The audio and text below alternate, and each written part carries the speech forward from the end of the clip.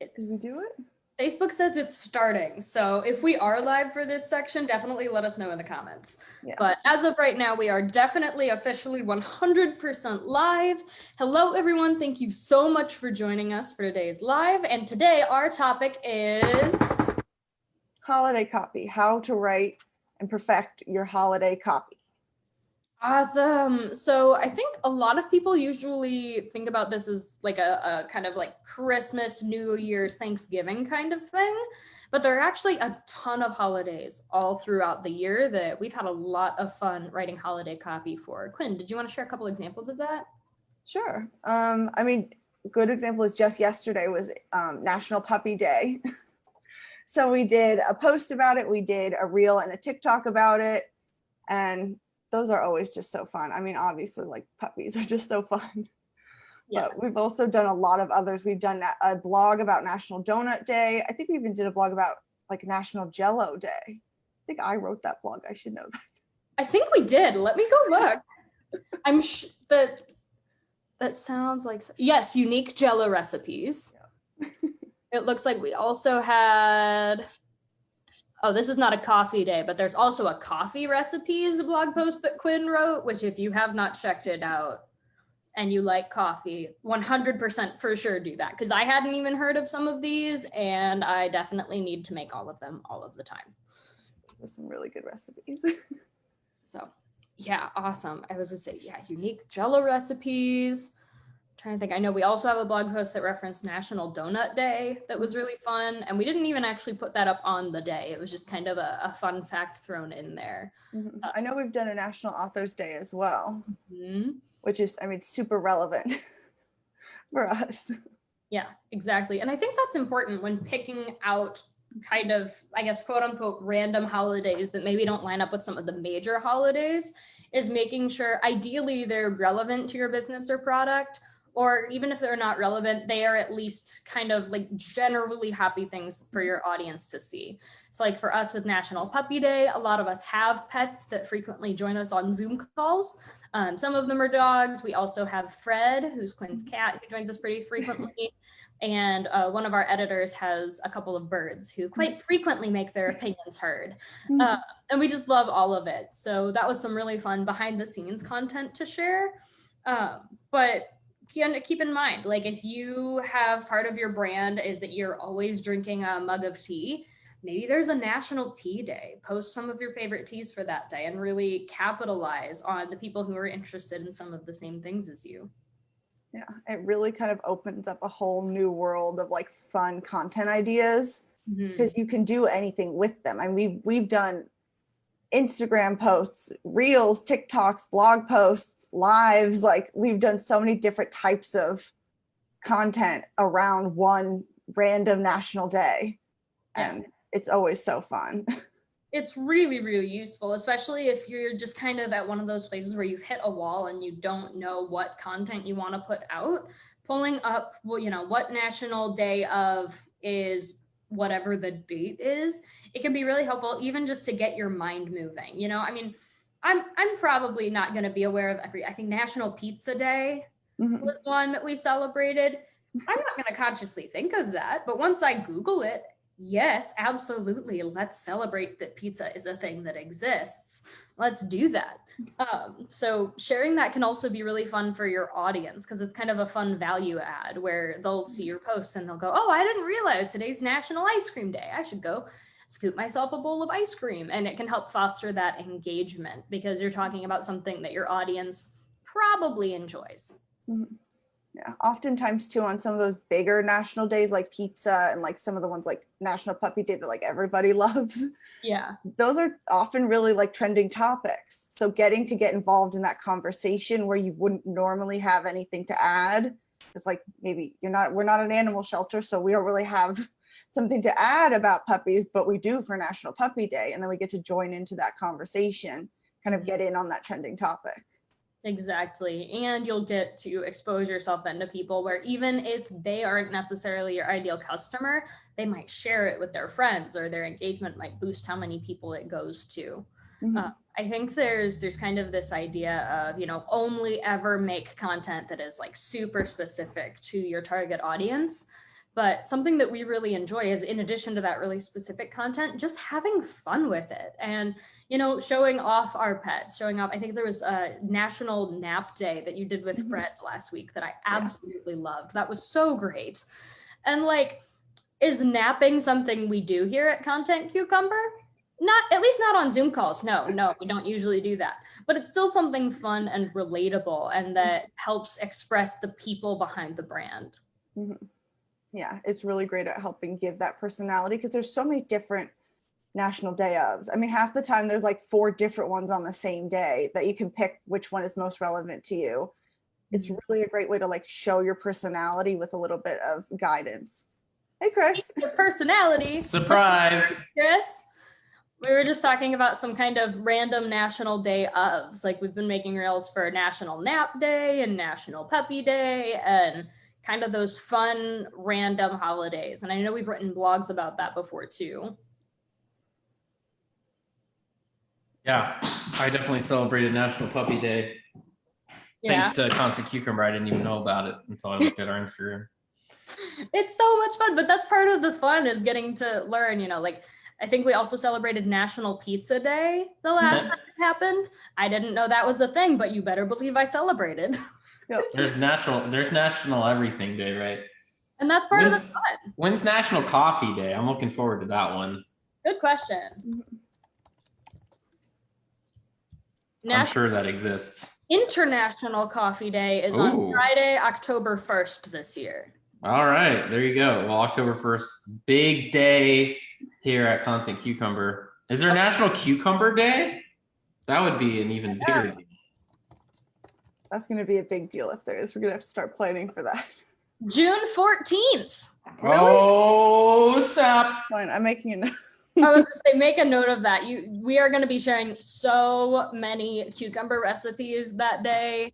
Prepare thyself. It is coming. Oh my goodness, that's going to be so much fun. Awesome. Wow. I think that just International Jazz Day is April 30th. Ooh, we should do something for that too. Yeah. A lot of our team listens to a lot of jazz. Yeah. Well, and I think that this whole conversation just goes to show there's a national day of anything and everything. So even if you think, oh, you know, that's not going to be relevant to my niche, that's not going to have anything to do with me, just Google it. You might find out there's something really, really cool that is totally on brand for you that you can participate in. Mm-hmm. Like, we're definitely going to be doing something special on June 14th. Absolutely. I mean, National Cucumber Day. It's literally our day. It is. It really is. Yeah. So cool. Awesome. I'm going to send that in one of our Slack channels later, actually. I think the whole team needs to know about this. Mm-hmm. So back when we first started the company, one of the leads that I was working on, because I did like local leads, and one of them was a hydroponics company. And I was thinking about buying a hydroponic setup and growing a cucumber and just having a live feed all the time of the cucumber growing, like how they have a live feed of like the eagle's nest. Mm-hmm. That would be pretty great. You can just always check on the cucumber. I never had time to actually devote my time on that. It sounds like a very time-consuming project. Yeah. It'd be a lot of setup work. And at the beginning of the company, we were already working too many hours as it was, so I didn't have time to actually follow through with it. Yeah. But maybe one day. Someday. I was going to say someday we'll have a team of interns completely devoted to setting up the cucumber camp. That'll be hilarious. Awesome. So that's kind of the whole thing on the random national days. But we also wanted to talk about a couple of holidays that are coming up. The most soon of which is April Fool's Day. So April Fool's Day, we are doing something for that. You heard it here first. Keep an eye out that day. But it's a really fun holiday, but it's very hit or miss, and it's important to kind of be careful as a brand about what kind of copy you're writing about that. So we also wanted to discuss that and give you some tips. Yeah, I think it's really important to really whatever holiday, but especially like some of those really major ones, to make sure whatever you're writing is both relevant to the holiday and relevant to your actual brand voice. That's Mhm. not something you should give up just because it needs to only sound like April Foolsy, so it doesn't sound like your brand. I think that's a really big part of it, and that will help you also stay somewhere that you want to be with your copy. Like if you stay within your brand voice, you're gonna get copy that you're comfortable with your company putting out there. Exactly. Yeah. And April Fools is obviously like a really fun, kind of goofy, quirky holiday. And with Content Cucumber, a huge part of our brand is entertain. That's one of our values here. We like to be able to just make the internet a happier place to be. And so that fits pretty well with our brand voice. If your brand voice is very, very serious and factual, maybe April Fool's Day isn't the holiday for you, but there will probably be another one pretty quick if you check out National Days of are coming up. So I have two thoughts on that. One is NASA actually not a very joking brand, but they did a April Fool's joke where they re-announced Pluto as a planet. I remember that. And so you can, even as a factual business, you can find little silly things like that, you know, that I thought that was a funny example. But the other thing, the second thing that comes to mind is sometimes April Fools can go too far, and just don't be mean to people. Yeah. Make sure that you're not taking it too far and being mean. And don't take serious topics that are, even if you're not trying to be mean, there are some really serious topics where people will make like big life event announcements as an April Fool's joke. And that can seem really harmless, but depending on what people in your life and what people are watching your feed are struggling with that same thing, it can just be really upsetting and not very fun. So kind of keep that in mind, especially when you're posting things on social media or on your website.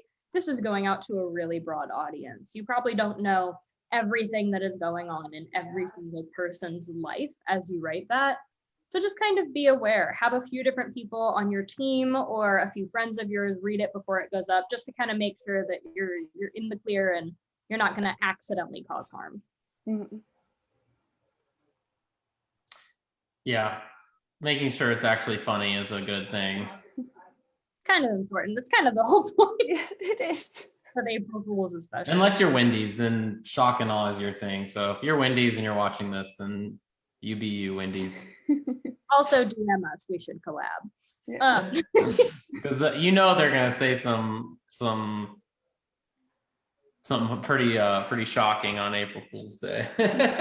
Exactly. But I think that goes back to what Quinn was saying about make sure that whatever you're saying on these holidays, it's on brand for you. So if you're sassy and snarky and that's like what people come to you for it. Go all out. If you're NASA, maybe talk about space and make an April Fool's joke about that. That Pluto re-announcement thing. I remember that. That was big. Yeah, I remember that. So just kind of keep in mind what fits well with your brand.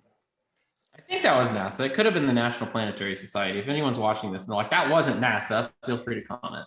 Because I actually forget exactly who ran that prank, but it was someone who's normally serious. But yeah, Earth Day is one I'm excited for. Yeah, that will be a good one. We're going to be doing a lot of content for that.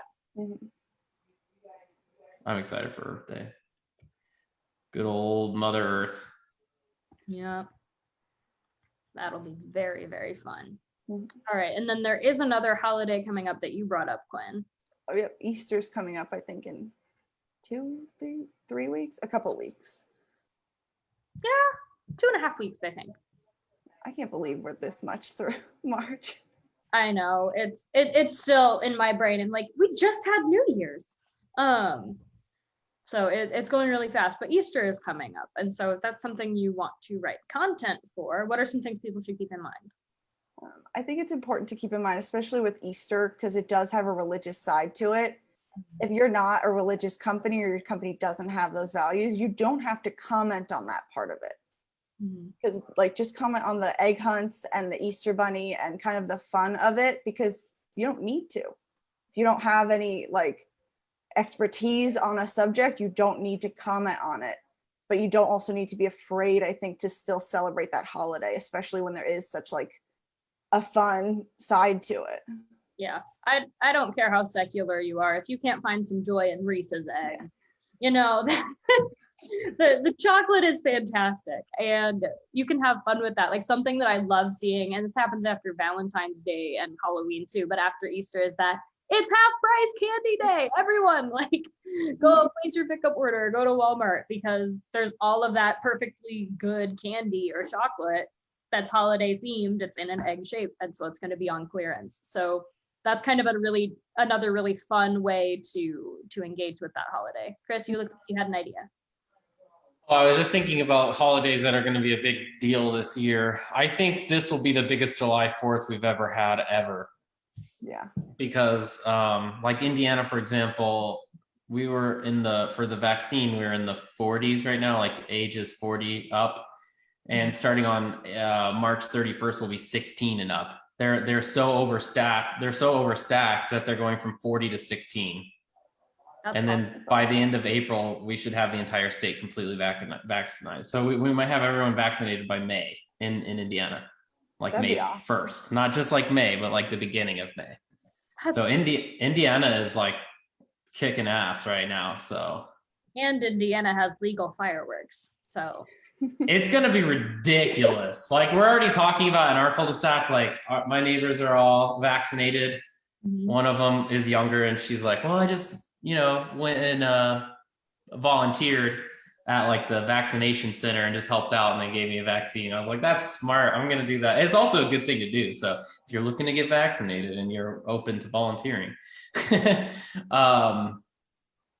yeah, I'm thinking of having like a big street party for July 4th.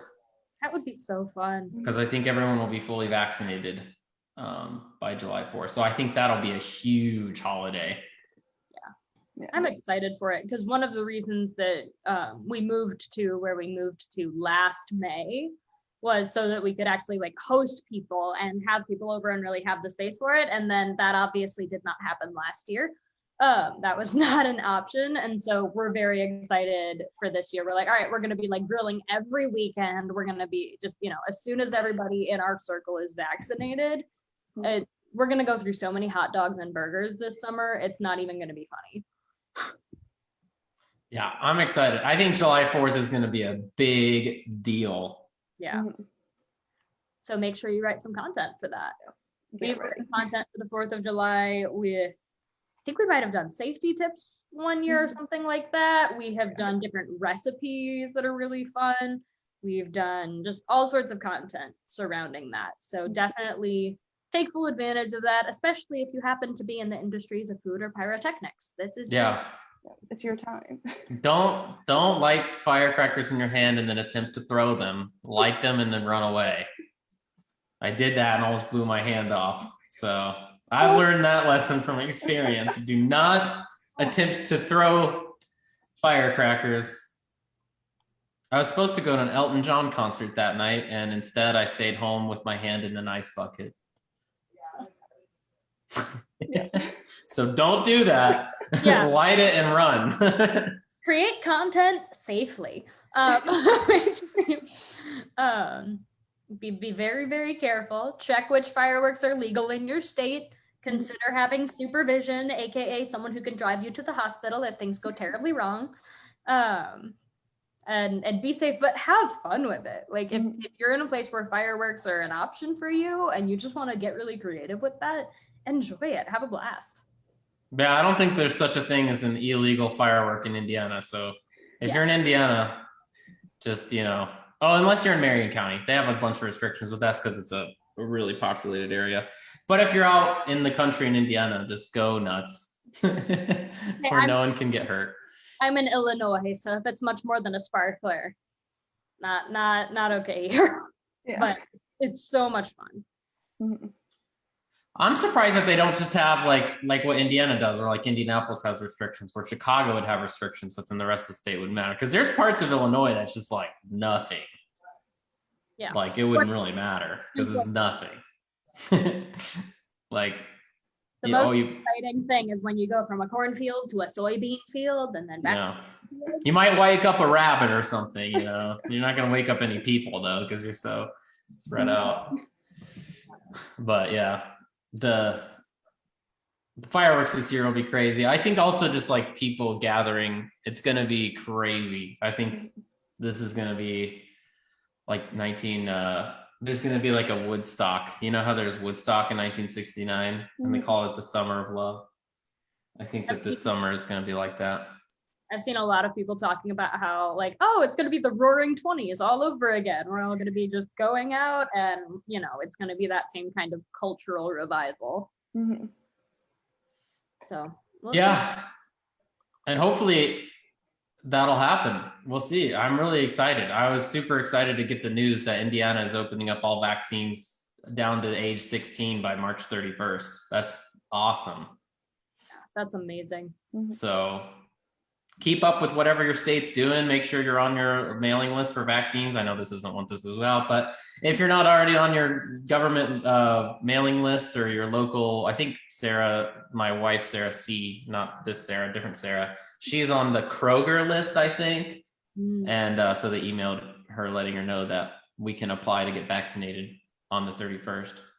Definitely keep an eye on that because I'm so excited. I just keep thinking of, I think it's James Corden's year in review where he's like, what a year it's been, where I'm looking at someone in like full on scrubs and a mask get stabbed with a needle and going, oh, I can't wait for that to be me. I cannot wait. We're going to get there. Yeah, it's pretty cool. It's pretty cool how quickly everything moved compared to any other pandemic in history. So, you know, an interesting blog article topic would be if our average lifespan was more like 120 instead of 80, then everyone would experience 2 pandemics per life cycle. But because the average age of mortality is like around 80, most people only see 1 pandemic in their life. And there are some lucky people who see 0. Oh, a lot. Yeah, because if you were born like, you know, around 1930 and then, you know, lived to like 2012 or something, full life, you wouldn't have seen a pandemic because it would have been after the Spanish influenza and before. I think Spanish influenza was the last major pandemic, right? I think so, in the 1920s, I believe. But yeah, it happens every 100 years, and the last one was in the 1920s. So that would be interesting. Another kind of tip, and this is both relevant to what just happened and the holiday copy thing, is always have a way to keep track of ideas. So you may have noticed that as we're coming up with things, I've been typing and opening up new tabs and pulling up kind of articles related to things like National Coffee Day and National Cucumber Day. And you'll also notice if you watch this back that as soon as Chris said a fun blog topic, Quinn was immediately like, all right, I got my notepad. I'm ready. She is so on top of it. So make sure that as you're having these meetings, as you're having these conversations, keep notepads available because National Cucumber Day is months away. But we know about it in March, which means we also have months to prepare. And we are going to take full advantage of that.